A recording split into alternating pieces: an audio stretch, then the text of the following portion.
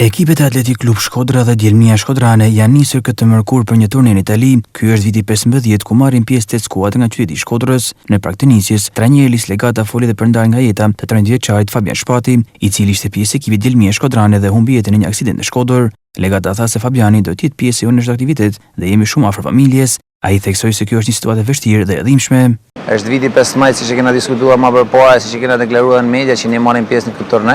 Është një turne jashtëzakonisht i bukur, i cili i shërben fëmijëve për të marrë pjesë, për të pa vetin, për të ndesh me kundërshtar të niveleve të ndryshme, niveleve të mira, sidomos edhe të shteteve të ndryshme, të cilat janë pak më të përparuar se ne në arenën e futbollit. Them drejtën, çdo vit që kena shku, kena marrë rezultate pozitive. Shpresojmë që edhe këtë vit të marrim rezultat pozitiv.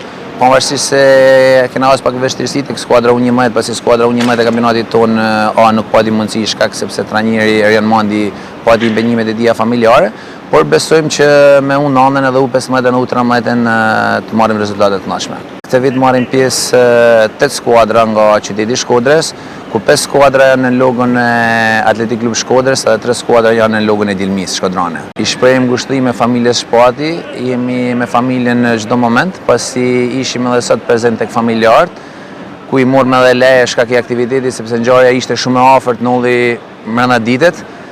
Jena afër me familjarët. Besojmë që çdo herë në aktivitet ai do jetë pjesë e jona, edhe sot kam e kanë pjesë me djemt gjatë udhëtimit.